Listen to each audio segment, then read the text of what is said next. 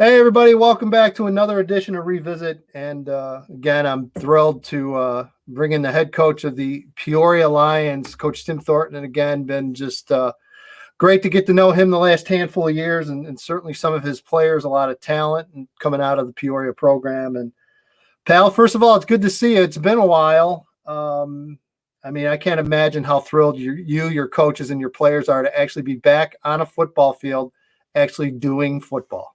Yeah, it's amazing to see the look on the kids' face every day and the excitement that they have when they come to work every day, and we're just thrilled and blessed to be out there.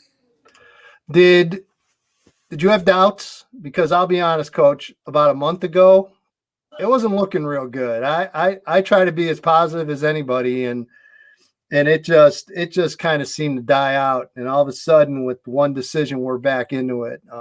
Just kind of where were you at mindset and knowing you?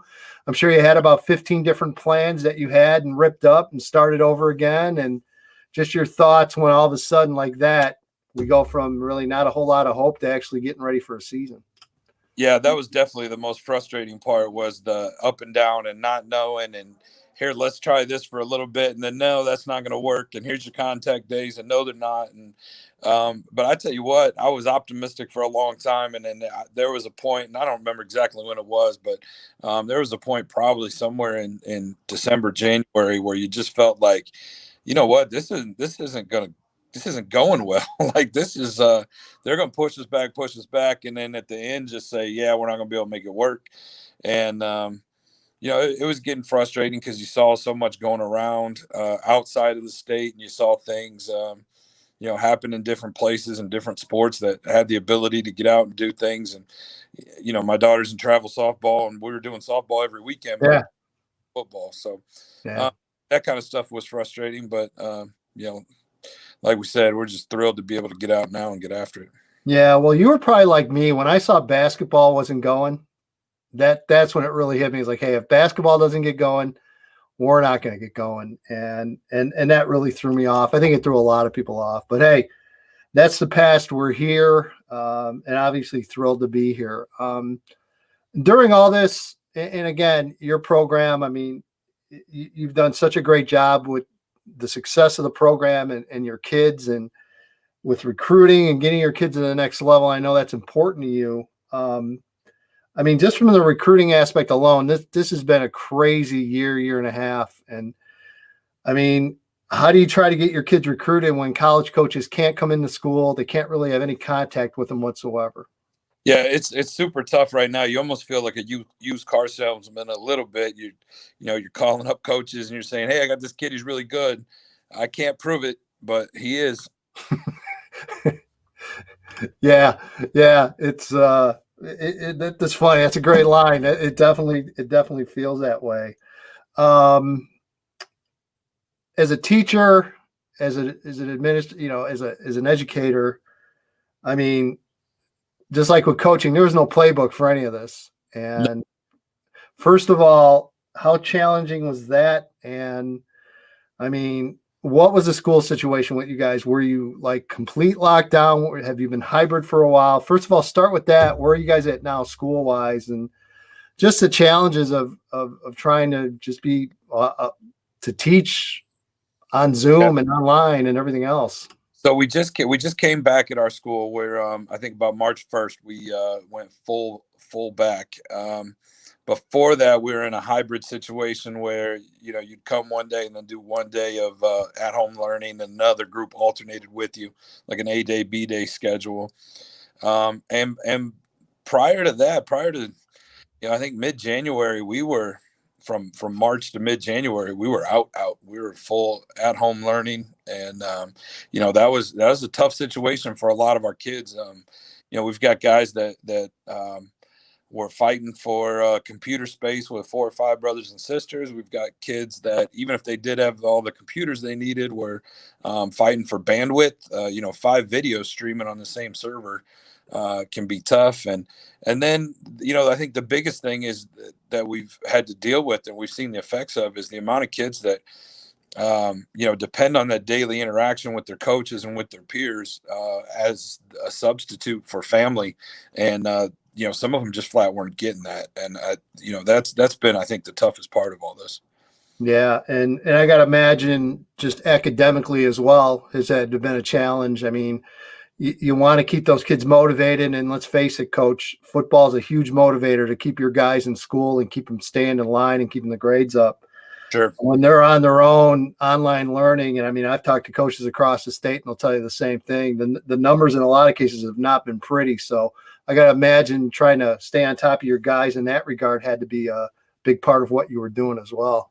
It's been tough. We had a small handful that did just extremely better in this situation. They went on and to work at that pace, they did great with it. But we just had so many that do so well with the relationships in the building and with the, even if it's a face-to-face with a teacher, being able to have that accountability and have that grace and all those things. And it's definitely been tough. You've got a very loyal staff with you of coaches, and I'm sure it's been just as tough on them as it's been on the kids. And I got to imagine, you've challenged them more in a lot of different ways during all this than they've probably been ever challenged before. And just talk about how valuable they've been to you, not even so much before this, but during all this pandemic, because let's face it, it's a lot, man. There's no way you can do all this stuff on your own. Yeah, for sure. I do have a great staff. I think we're deep as well. And they've done a great job throughout this process. I think we really got better as a staff during this process with the kind of Zoom picking everything up. And it wasn't just us communicating with each other in Zoom. We were able to have, 2 or 3 coaches clinics worth of information shared just on the fact that, shoot, all it takes is a phone call to Derek Leonard and say, hey, you want to jump on the phone on the Zoom for an hour? Or, hey, call up Ben Hammer and say, hey, you want to jump on a Zoom for an hour? And then all of a sudden, you've got all these different head coaches. And the next thing you know, we're like, man, we just did like 12 hours of clinic in like 4 days. Like, just didn't go anywhere, and we don't owe Glazier a dime. So it kind of worked out good for us. Yeah, that was the one thing, Coach, I took away from this was there seemed to be a new level of cooperation, not just from this area coaches or that area coaches, but it seemed like statewide where, I think eventually everyone realized that, hey, you guys are all in this boat together, whether you like it or not. And this, and another part of this, which I found interesting is, I mean, I know the Peoria difference probably a little more similar, maybe number wise, to what the Chicago area has been with this. But you get outside of a lot of areas in the state, and it just wasn't a big impact. And I it's got to be hard when you're trying to get across the point to your kids of how important it is, and trying to explain to them why everyone's shut down. When in a lot of cases, it really didn't impact the area you were in. Yeah, I think so. I think the toughest part too is how much it affected their personal age group. So, you didn't see too many cases at people their age, and so I think the greatest discrepancy was, in June or July when we had those 9-man workouts, we were able to go 9 at a time. So as a coach, we're sitting there putting in 6-7 hours a day trying to get 9 in at a time. And then when we're done at 6:00 in the evening, they all came back, took their shirts off, ran out on the field, played 7-on-7 together, football, and they're jumping all over each other. And that's not something we can control. Right. And that's, and then it's like, okay, we still got to jump through these hoops. But at the same time, it's, it is what it is. Yeah. Yeah. Well, very happy to move on and actually talk football. Finally, it seems like it's been forever. 2019, you come off a 9-2 season, had a strong year. Again, you lost to Richards in the playoffs, and I think your only other loss was the Normal West during a regular season. What do you got back talent-wise? Has the roster changed because of this? Have any kids transferred out or left, or kind of what's it looking like right now roster-wise compared to maybe what you had coming into 2020? I don't think it's too different. We did lose one whose family was trying to hold on for the season, and they ended up moving to Seattle. He was going to try to stay and ride it out as long as he could. And with the COVID situation, they just left a little early. But other than that, we pretty much the same roster. I feel like maybe the mid-level JV numbers are down just a little bit. The freshman group is still strong, and we've still got enough JV that we're going to put a solid team out there. But at the varsity level, the seniors, if anything, are more hungry to get out because we've got a handful that are committed and already know where they're going and have already signed and whatnot. But then we've got that, 5 to 8 that are still trying to just get some last minute and get some film to just, urgently send out and try to get something out of it. So I think the sheer number of seniors we have coming back has helped us keep the team together quite a bit. We're in a situation where we could have 20 out of 22 starting spots filled with seniors. So we've got a good group coming back. We've got a senior quarterback that sat behind an all-stater last year that hasn't had a chance to prove himself to anybody yet. So, he's a big 6'4" kid that can do some special things with his feet. So that Beckham. Yeah. There. Yep. So, and, we've got some other Hogan was our biggest recruit, but Hazlitt might be our best receiver when it comes down to it. And, he had the big catch in the Richards game up the middle and a couple big catches all year last year. And I think we're going to have a lot of contributors that surprise people. You mentioned Deonsis, and I love that kid. I mean, I'll tell you right now, and I think I've told you this story. I was down there I think it might have been November, December. They had a 7-on-7 out at Louisville Slugger that Deonsis was really involved in. I mean, he got kids involved and really, and he got a hold of me and said, "Hey man, you got to come down for this." And I'm like, "Yeah, sure. I'll go anywhere." I've proven that over the years. Hey, I'd be glad to. And I tell you what, Coach, I give that young man so much credit because he went out of his way and was pointing out kids from Manual and kids from Richwoods and kids from all over, including his teammates. He definitely hooked up his teammates. Yeah. And, you talk about a kid with such a huge personality. And I mean, I joked with him, he's going to be mayor of Peoria someday. Yeah. He's got a shot for something like that for sure. He's definitely not afraid to be outspoken, and he does well meeting people. And, we can't wait for him to get a chance to get out and just kind of blossom wherever he goes. So he's headed to Northern Iowa this year. I think he's going to do well there. Yeah, and it was funny. He ends up going to Northern Iowa, and I kind of half-heartedly joke that, if you're the other FCS schools in state, Northern Iowa pulls an Illinois kid, you better be careful because they usually end up being really good players. Yeah. Yep. So, again, thrilled for that kid, and just again, I'm with you. I'm going to be watching him real close over the next few years. I think he's going to have a great career down there. Yeah. So you've got a schedule. We do. I want to talk about that. I love it because when all this went down and you knew you're going to have limited games and there wasn't going to be playoffs, one of the first things I said is, please allow you guys to get a little creative and have a little fun with your scheduling and put together. And Tim, fill us in because that's exactly what the Big 12's done here. Yeah, we're sitting around and we're trying to find some way to make this as meaningful as possible when you were 6 games, 7 games. And it was actually created.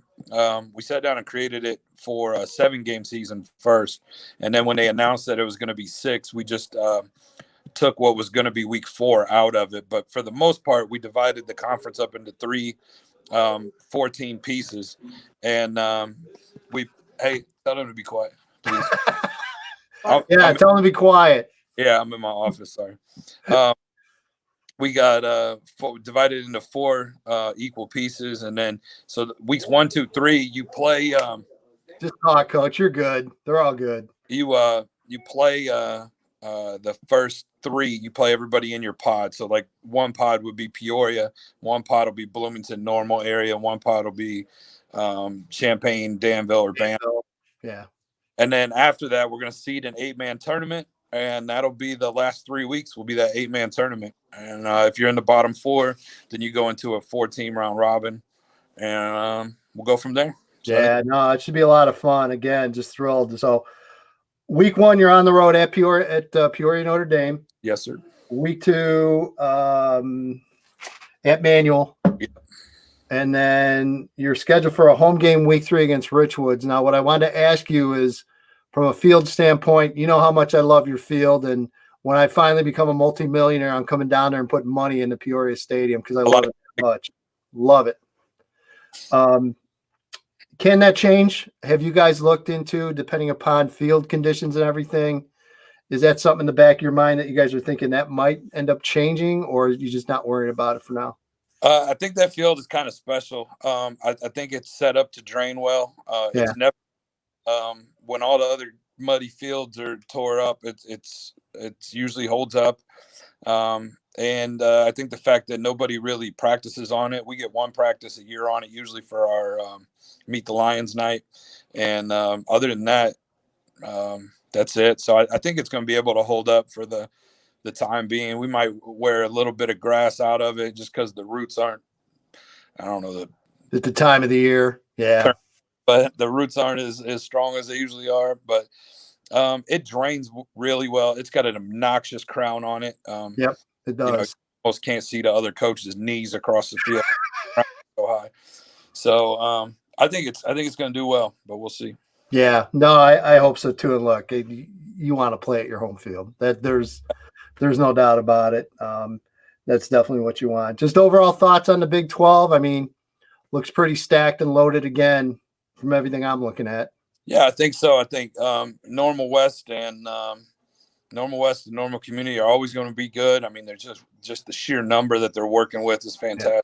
Yeah. And Bloomington, I think, is a program that's developing under their new coach well. So I think they'll be kind of up and coming a little bit. And then Quincy Notre Dame's joining us for the year, and that's their program that knows how to win, knows how to get things done. They get it done with obviously less kids, and so obviously that's going to be their challenge. But I think they're a team that could come in and surprise somebody and knock somebody off that they're maybe quote not supposed to. So. Yeah, no doubt about it. Again, appreciate you taking time, and I noticed a few Saturday 2:00 kickoff times on that schedule. Yeah, that was originally set for the weather. We thought was going to be an issue, but the way it's looking right now, it's going to be warm enough no matter when we play. But yeah, so we figured, the original knock on the Saturday games is it hurts your gait, and at this point we're gonna have restricted numbers to some extent. Right. So, yeah. No, I love it. It gives me a chance to come down to Peoria, so I love it. Come on through. There's no doubt. I definitely will. Coach, appreciate you as always, and best of luck. Stay healthy, and looking forward to catching up with you a little bit down the road. All right.